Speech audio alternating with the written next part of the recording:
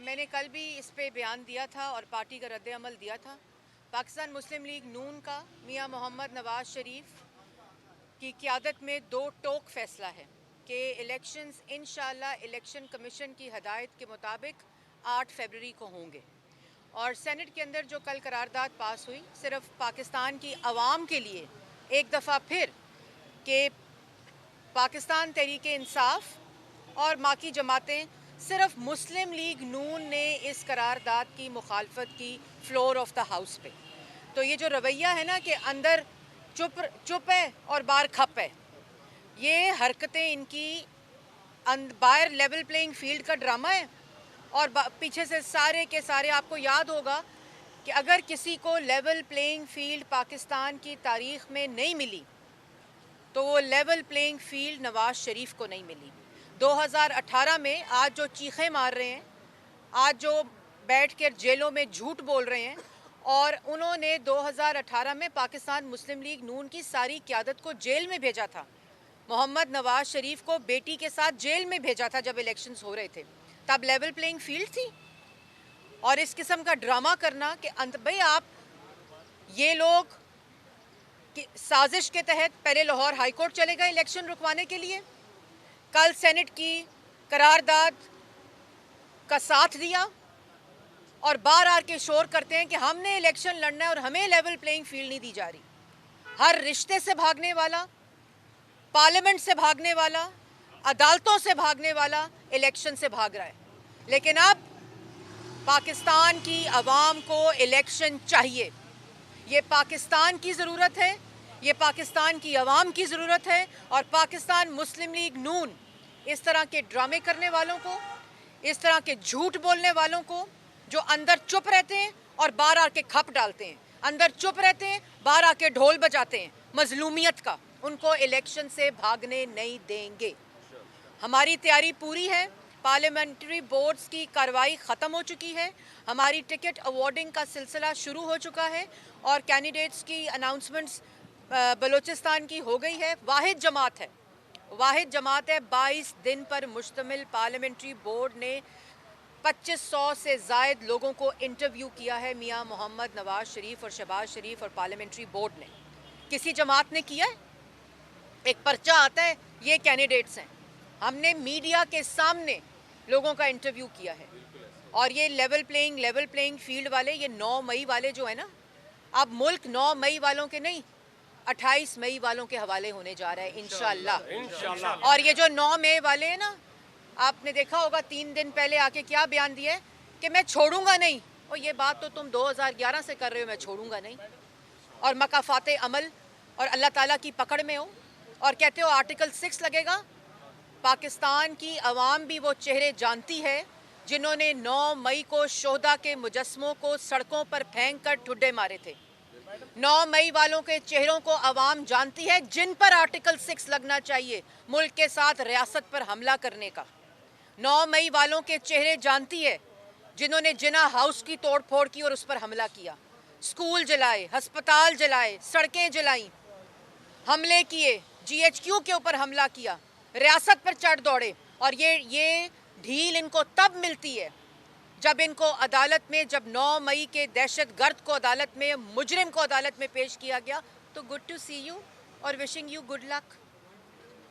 और उस वक़्त भी मैंने उस वक़्त भी कहा था कि ये वो शख्स है जो आप पे भी चढ़ दौड़ेगा। ये वो माइंड सेट है। आपने देखा है ना कैपिटल हिल पर हमला करने वालों का क्या नतीजा निकला। वो इलेक्शन नहीं लड़ सकते, उनको सजाएं हुई हैं। इधर 9 मई के दिन 9 मई को आप पूरे मुल्क को जला दो, हुक्म दो के जलाओ, बाद में कह दो मेरे कारकुनों ने किया था। आज बेचारे तारीखें भुगत रहे हैं। ओ भाई, ओन अप करो। और ये धमकियां देना, जेलों में बैठ के धमकियां देना, अंदर बैठ के धमकियां देना, अदारों के खिलाफ बोलना, और अंदर बैठ के, आपको याद होगा ना कि बाहर आके मीर जाफिर और मीर सादिक, और अंदर कह रहा है ताहयात वो ले लें, एक्सटेंशन ले लें, जेब से निकालता है साइफर और बाद में कहता है मोहसिन नकवी ने मेरी हुकूमत गिराई थी, ये साइफर उन्होंने भेजा था। ये और फिर किस मुंह से मैं आपको बताना चाहती हूँ कि ये एक आर्टिकल लिखा है और उसमें आर्टिकल मौसूफ क्या लिखते हैं, किसी से लिखवाया है, उसमें क्या लिखते हैं कि मेरी पार्टी को लेवल प्लेइंग फील्ड नहीं मिल रही। क्या लेवल प्लेइंग फील्ड नहीं मिल रही? हमारे कागजात मुस्तरद हो गए, सुप्रीम कोर्ट चले गए। जो हालात सुप्रीम कोर्ट में हुए, उन्होंने कहा सबूत दें। इनका ख्याल था वो पैनामा वाला केस चल रहा है और पैनामा वाले जज बैठे हुए हैं। उन्होंने कहा सबूत दें। कहते हैं हमारे पास सबूत नहीं है, इंटरनेट से लिस्ट डाउनलोड किया कि इन लोगों के कागजात मुस्तरद हो गए। झूठ बोलते हैं, इतना झूठ बोलते हैं, इतना झूठ बोलते हैं। कागजात नामजदगी मंजूर हो रहे हैं, इलेक्शन लड़ रहे हैं, इलेक्शन लड़ने की तैयारियां कर रहे हैं।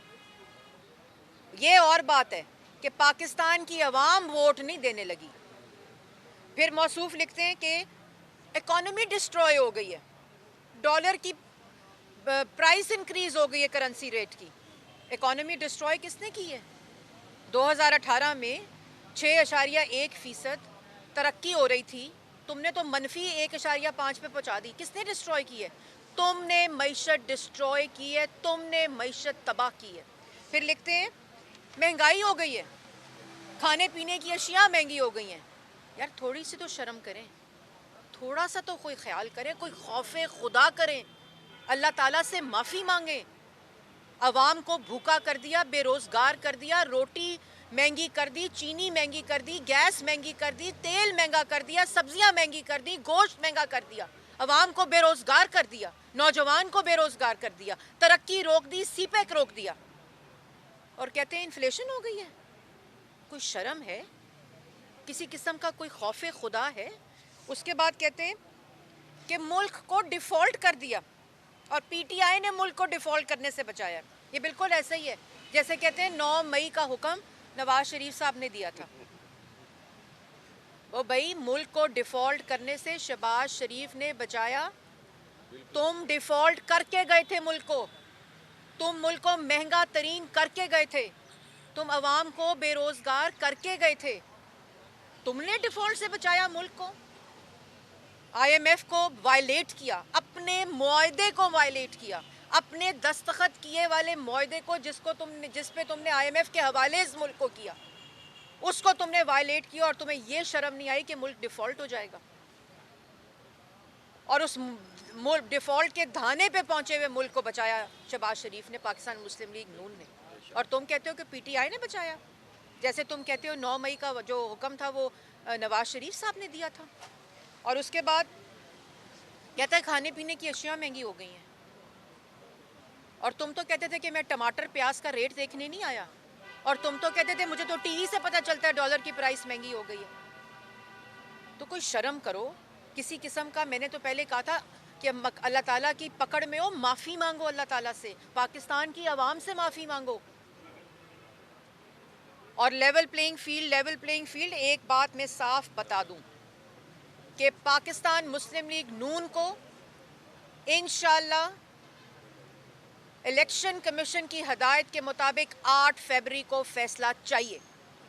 वो जमातें जो नाटक करती हैं पार्लियामेंट के अंदर और बाहर डाल के लेवल प्लेइंग फील्ड का ढोल बजाती हैं, पाकिस्तान की आवाम जानती है। सारी जमातों ने हमायत की मुलतवी होने की इलेक्शन की, सवाए मुस्लिम लीग नून के। इधर हाई कोर्ट चला जाता है इलेक्शन रोको, असेंबलियां तोड़ देते हैं कि इलेक्शन ना हो, और पूरे का पूरा आइन तोड़ देता है अपने इक़्तिदार की खातिर। बात सीधी सी है, बहुत सीधी बात है। आज फैसला पाकिस्तान की आवाम को करना है कि वज़ीर-ए-आज़म नवाज शरीफ कि क्या 9 मई वालों को वोट देना है कि पाकिस्तान की कौमी सलामती को नाकाबिले तस्खीर 28 मई को जिसने बनाया उसको वोट देना है। महंगाई कम करने वाले को वोट देना है कि मुल्क को महंगा तरीन करने वाले को वोट देना है। मुल्क के अंदर दहशत गर्दी ख़त्म करने वाले को वोट देना है, या मुल्क के अंदर सियासी दहशत गर्दी का कल्चर करने वाले को वोट देना है, जिसकी फैसलों की वजह से दहशत गर्दी हुई, जिसके फैसलों की वजह से महंगाई हुई, जिसके फैसलों की वजह से मुल्क डिफ़ॉल्ट हुआ, जिसके फैसलों की वजह से पाकिस्तान की करेंसी की प्राइस नीचे गई, जिसके फैसलों की वजह से पाकिस्तान की आवाम बेरोज़गार हुई, हेल्थ प्रोग्राम को हाईजैक करने की कोशिश की, उसको भी बंद कर दिया। सेहत कार्ड हो, नौजवान का प्रोग्राम हो, ये सब नवाज शरीफ के तोहफे हैं। तो पाकिस्तान की आवाम को 8 फरवरी को ये फैसला करना है कि मुल्क की तरक्की को वोट देना है या पूरी दुनिया में मुल्क की तज़हीक करने वाले को वोट देना है। महंगाई इंशाअल्लाह जैसे पहले ख़त्म की थी फिर नवाज शरीफ ख़त्म करेगा। जिस तरह मुल्क में दहशतगर्दी पहले ख़त्म की थी फिर नवाज शरीफ करेगा। जिस तरह लोड शेडिंग ख़त्म की थी 14,000 मेगावाट बिजली देकर जब ये धरने कर रहा था, जब ये अंपायर की उंगली के इशारे का इंतज़ार कर रहा था।